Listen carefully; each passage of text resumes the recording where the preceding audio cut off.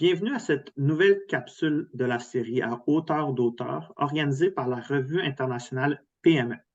Nous avons le plaisir de recevoir Pauline Gibard, doctorante à l'Université Jean Moulin Lyon 3, qui a voulu discuter de l'article publié en 2017, L'entrepreneuriat féminin dans une société en transition, analyse de 3 profils de femmes entrepreneurs au Maroc.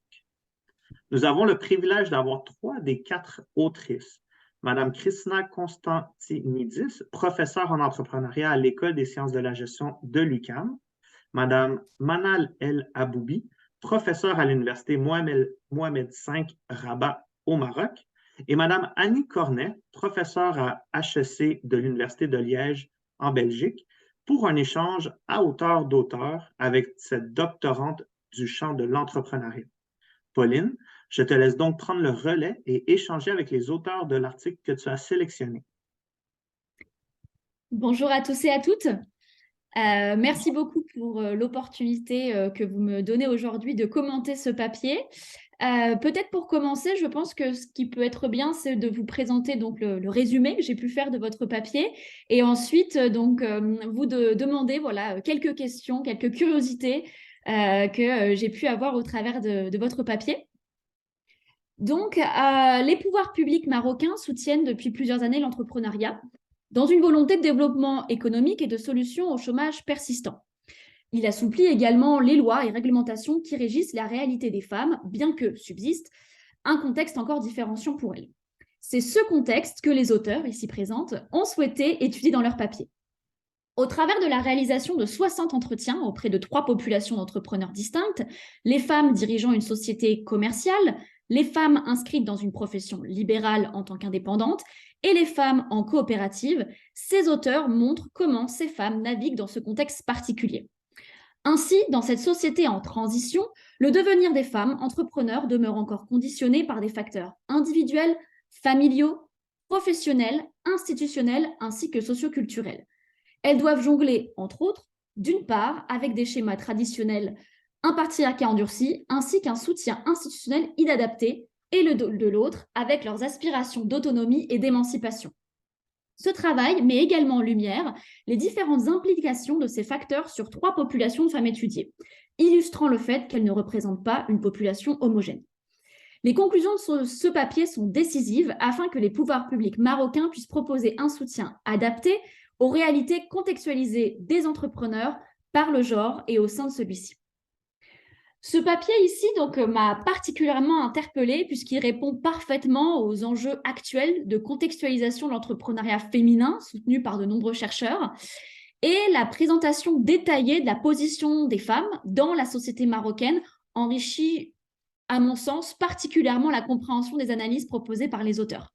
De plus, au-delà de rendre particulièrement et d'autant plus appréciable la lecture de ce papier, ceci revêt d'une importance toute particulière puisque cela concerne un territoire et un contexte encore trop peu étudiés, le Maroc et sa société, ce qui est une source de nombreuses contributions.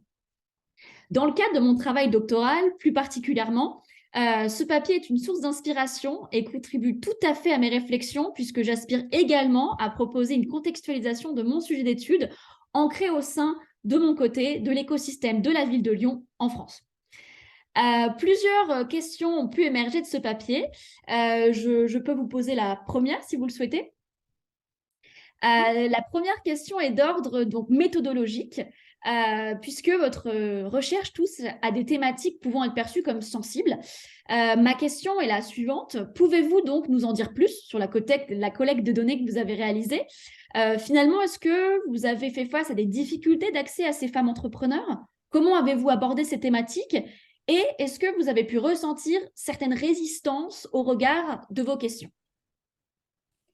Très bien. Je vais peut-être commencer pour répondre à cette question. Merci Pauline pour la présentation et l'introduction. Et peut-être pour commencer, je tiens à préciser que sur cette question de collecte de données particulièrement, elle a été orchestrée par notre co-auteur Nora Salman, qui n'est pas avec nous aujourd'hui, mais qui a fait sa thèse de doctorat justement sur l'entrepreneuriat féminin au Maroc. Et elle avait fait le choix de travailler sur 3 catégories de femmes entrepreneurs qui sont très différentes les unes des autres, mais qui composent toute la diversité de l'entrepreneuriat féminin au Maroc. Alors, ces 3 catégories sont les femmes dans les coopératives. On a très souvent étudié les femmes dans les coopératives du sud du Maroc. Si vous entendez souvent parler de l'huile d'argan, des produits du terroir, ça vient souvent du sud, mais on a très peu étudié les coopératives du nord du Maroc. Et donc, Noura avait justement fait le choix de travailler sur cette population particulièrement. La deuxième catégorie, ce sont les femmes chefs d'entreprise. Et la troisième, ce sont les femmes dans les professions libérales. Alors, ce sont des catégories qui sont a priori très différentes les unes des autres, qui vivent dans le milieu urbain ou rural et qui vivent des réalités entrepreneuriales très différentes. La première difficulté auquel Noura devait faire face est celle de la langue. Alors, sur un article, on le lit en français, mais en termes de collecte de données, il fallait parler le langage de chaque catégorie de population. Ça veut dire que quand on est auprès des coopératives féminines dans le nord du Maroc, c'est un dialecte, voire même une autre langue qui est le berbère. Et là, on avait la chance d'avoir Noura qui était originaire de cette région parce que la maîtrise de la langue lui permettait de décoder toutes les subtilités linguistiques corporelles et non corporelles que les femmes pouvaient émettre dans l'expression de ce que vous avez présenté dans votre introduction comme sensibilité aux réalités qu'elles vivent, parce que justement, elles suscitent des interpellations sur le plan individuel et sur le plan familial, puis social. Donc, c'est souvent de l'ordre de l'intimité. Et cette intimité ne peut être franchie que quand il y a une forme de ressemblance qui s'établit entre l'enquêteur et l'enquêté. Alors ça, c'est en termes de contextualisation un paramètre à prendre en considération, parce qu'autrement, on tombe tout de suite dans le biais du discours formel ou dans le biais de la désirabilité sociale. On a envie de montrer une face qui n'est pas la nôtre. Le deuxième paramètre, pour ne pas dire un obstacle, c'est le fait de comment tenir la discussion pour à la fois aller faire ressortir tous les éléments individuels, contextuels, parce qu'on est vraiment dans une logique d'exploration, tout en évitant de tomber dans 2 biais. Le premier est celui de la victimisation. Avoir des personnes qui vont présenter leur réalité en étant des difficultés de bout en bout. Et il faut que le discours reflète à la fois les obstacles, mais aussi les opportunités, les leviers, les accélérateurs de l'entrepreneuriat. Donc, il faut éviter à ce qu'en termes de collecte de données, on tombe tout de suite dans le discours de discrimination, dans le fatalisme, dans la victimisation. Ou alors, dans le cas contraire, qui se présentait particulièrement chez les femmes d'entreprise et dans les professions libérales, c'est le cas de l'émancipation un peu démesurée. C'est le fait de dire, voilà, l'esprit de strong woman, on arrive à tout gérer et on arrive à intégrer le milieu professionnel comme le feraient les hommes, et il n'y a aucune différence là-dessus. Et donc, ça, en termes de collecte de données, il fallait à la fois être conscient de ces éléments-là avant d'arriver sur le terrain, et avoir aussi une forme, je dirais, d'intelligence sociale instantanée au moment même de la conduite des entretiens pour pouvoir à la fois équilibrer, continuer à collecter les données, ne pas frustrer la répondante, autrement on a un blocus, et continuer dans la logique épistémologique de la recherche qui est l'exploration, continuer à faire émerger des réalités que, au moment de la collecte, on espère qu'elles vont être des réalités non encore documentées qui mériteraient de l'être. Et donc, cet équilibrage dans la collecte de données est une qualité qui est extrêmement difficile à mettre en place. Et je pense que Noura Salman avait acquis une certaine expérience dans la conduite de ces entretiens, parce que tout ne s'est pas fait dans un bloc. Donc, il y a eu un effet d'expérience entre les premiers entretiens et les derniers. Merci. Si je peux rajouter peut-être un élément, c'était aussi une des difficultés auxquelles Noura s'est confrontée, c'est l'accès aux coopératrices. d'entreprises qui sont en milieu rural. Et comme Manal l'a souligné, il y avait une sensibilité à développer pour dépasser les barrières liées à un manque de légitimité perçue parfois par ces femmes vis-à-vis d'un rôle de chercheuse qui vient les solliciter pour participer à des entrevues. On était sur des réalités très éloignées que Nora a su réconcilier à un moment. Donc, oui. Merci. Merci pour ces éclairages. C'est vrai que parfois, en tant que doctorant ou doctorante, on aime bien savoir dans des recherches qualitatives, vraiment, je dirais, comment les choses se sont faites. Et c'est très éclairant d'avoir les enjeux, les difficultés et finalement tous ces points qui sont vraiment importants à prendre en compte en amont, pendant et après une collecte de données qualitatives. Une deuxième question à émarger à la lecture de ce papier, elle est vraiment en lien avec les trois populations encore que vous avez étudiées ici.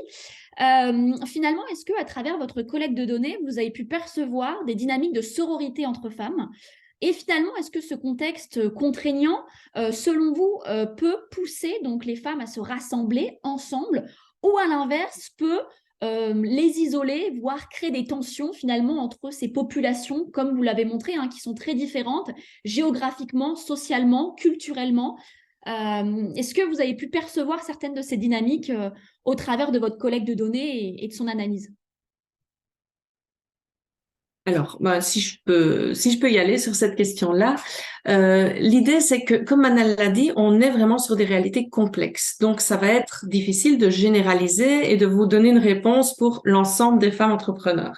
Il y a les trois profils de femmes, mais il y a aussi, traversant ces trois profils, les niveaux de contexte individuel, familial, institutionnel, socioculturel et organisationnel que vous avez évoqués tout à l'heure, qui viennent encore complexifier le portrait de cet entrepreneuriat de femmes. Et puis, pour chacun de ces profils, on va avoir des spécificités qui vont se dégager de l'analyse des données qu'on a menées. Alors, sur les éléments liés à la sororité, vous avez évoqué cette notion, c'est intéressant. Je dirais que c'est surtout dans le public des coopératrices qu'on a pu observer ces dynamiques très fortes de sororité. Alors, entre femmes et leur milieu familial et entre femmes coopératrices entre elles. Et ces dynamiques de sororité se manifestaient de façon très concrète. On parle de vraiment d'éléments pratico-pratiques. Les femmes s'entraidaient sur la garde d'enfants pendant que le commerce était fait. Les femmes s'entraidaient aussi au niveau moral, au niveau de soutien moral qu'elles s'apportaient les unes les autres. Donc, c'est ce type de dynamique dont on parle. Sur les deux autres profils de femmes, je dirais que la dimension sororité n'était pas aussi prégnante. Alors, chez les femmes chefs d'entreprise commerciale, on retrouvait ces dynamiques-là dans les réseaux de femmes d'affaires, comme on peut l'observer ailleurs dans le monde. Donc, les femmes chefs d'entreprise se mettaient ensemble, effectivement, parce qu'elles se retrouvent assez isolées dans les réseaux traditionnels, alors surtout dans le contexte marocain où, dans certains lieux, donc l'espace public, certains espaces publics sont réservés aux hommes.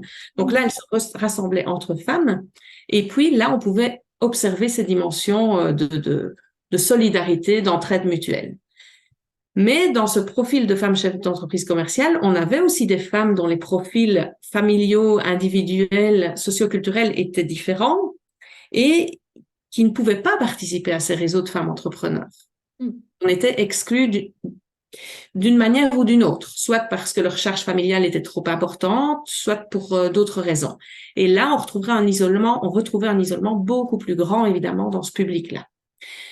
Chez les femmes en profession libérale, qui est le troisième profil, là, je dirais que l'isolement entre femmes était plus prégnant. On avait moins de participation à des réseaux de femmes d'affaires, aussi parce que ces femmes étaient plus éduquées et se retrouvaient plus facilement dans les associations professionnelles liées à leur métier. Et donc, elles ont peut-être moins besoin de développer ces réseaux féminins et cette solidarité féminine. En plus des dynamiques de concurrence qu'il peut y avoir dans certains métiers. Donc, voilà comment je résumerai de façon très courte la réponse à cette question. Je ne sais pas, Manal et Annie, si vous voulez rajouter des choses. Merci beaucoup. Effectivement, je pense que dans la recherche, les recherches sur l'entrepreneuriat féminin, la question de la sororité, de l'accompagnement, du soutien entre femmes est assez prégnant et c'est toujours intéressant de savoir finalement ces détails qu'on ne perçoit pas toujours dans la lecture des papiers et c'est pour ça justement que cet échange est intéressant pour aller plus loin de ce que vous avez pu percevoir dans la collecte de données. Donc, c'est très éclairant également. Peut-être une dernière question donc, qui est en lien, qui découle finalement de nos échanges. Une question donc finalement sur l'accompagnement entrepreneurial, qui est aussi une question très importante dans l'entrepreneuriat féminin. Donc, on a beaucoup parlé ici finalement de la diversité des entrepreneurs marocaines, de ces 3 typologies que vous avez pu étudier au travers de votre papier. Dans cette perspective, au regard de la diversité, de cette hétérogénéité, considérez-vous en fait qu'il est possible de proposer un accompagnement commun, standardisé à l'ensemble de ces 3 populations, ou alors faudrait-il penser à un accompagnement spécifique, dédié, prenant en compte toutes ces différences et tous ces détails qu'on vient d'aborder ensemble? Est-ce que j'y vais ou... Ok. Alors, sur l'accompagnement ou Manal, si tu voulais y aller, j'ai vu que... Alors, Vas-y, je on se complétera. Alors, sur l'accompagnement, moi, ma réponse serait, alors là, on sort des résultats du papier, on va vraiment parler de recommandations. Je pense que l'accompagnement devrait idéalement être personnalisé. Alors, si pas personnalisé, en tout cas, ajusté aux réalités différenciées, en tout cas des 3 profils de femmes entrepreneurs. Et je dirais même si les organismes d'accompagnement en ont les ressources, évidemment, c'est toujours là le nerf de la guerre, d'aussi ajuster l'accompagnement en fonction des réalités familiales, professionnelles, socioculturelles, milieu rural, urbain. Donc, il y a plusieurs dimensions à prendre en compte. Je dirais donc pour la réponse courte, c'est oui, il faudrait l'ajuster, le personnaliser. On a les femmes chefs d'entreprise commerciale, par exemple, vont avoir besoin d'accompagnement pour une aide à l'exportation, par exemple, ou en termes de gestion du personnel, de façon, si on prend uniquement le niveau organisationnel. Si on élargit un peu, on voit que ce sont des femmes entrepreneurs, souvent, qui vont être dans des réalités de réseau familial avant tout et basé sur les contacts personnels. Donc, de l'accompagnement sur élargir son réseau puis aller chercher des partenariats d'affaires, ça va être quelque chose d'important. Sur les professions libérales, on va avoir davantage des besoins en termes d'image, de visibilité, de construction de sa clientèle, plus que les autres dimensions. Et puis sur les coopératrices, on est sur des besoins en formation extrêmement importants et aussi sur de la recherche de financement. C'est un public sous-financé par rapport aux 2 autres profils. Donc là, je vais un peu vite, mais je dirais il y a des spécificités à prendre en compte, oui. D'accord, merci. Si je peux compléter un petit peu, juste un élément, le papier a été publié en 2017, nous sommes en 2023, et je peux témoigner un petit peu de l'évolution de l'accompagnement des femmes entrepreneurs au Maroc depuis ce temps-là. Effectivement, je pense qu'ils ont lu notre papier, ils partent dans la même recommandation qui fait qu'aujourd'hui, les femmes dans les coopératives ne suivent pas le même accompagnement que les femmes chefs d'entreprise. On est beaucoup plus aujourd'hui, tous les programmes d'accompagnement visent l'autonomisation de la femme coopérante. Ça veut dire, à un moment donné, c'est pas qu'on veut la déraciner de son milieu, mais on veut qu'elle soit autonome, mais enracinée dans son milieu. Ce n'est pas former des femmes coopérantes rebelles, mais des femmes coopérantes qui, dans le respect des particularités culturelles, sociales du milieu qui les héberge, elles puissent être autonomes et se détacher des différentes formes d'handicap qui les empêchaient d'être émancipées. Et donc, le type d'accompagnement qui est fait aujourd'hui de grande ampleur au Maroc par rapport aux coopératives, c'est travailler justement sur l'autonomisation de ces femmes coopérantes. Et donc, je rejoins Christina sur tout le volet avec les femmes entrepreneurs et les femmes dans les professions libérales, où on est plus sur des dynamiques de réseau, des dynamiques d'internationalisation, l'ouverture vers des réseaux plus grands, peut-être des programmes plus formels de mentorat, d'accompagnement, aussi technologique, parce qu'on a des femmes dans des secteurs qui nécessitent des savoir-faire bien pointus. Et donc, il y a des échanges aussi là-dessus qui sont bien spécifiques à des métiers par rapport à des femmes qui sont déjà instruites, qui sont déjà lancées, mais qui ont besoin peut-être d'accélération et de scalabilité. D'accord, d'accord.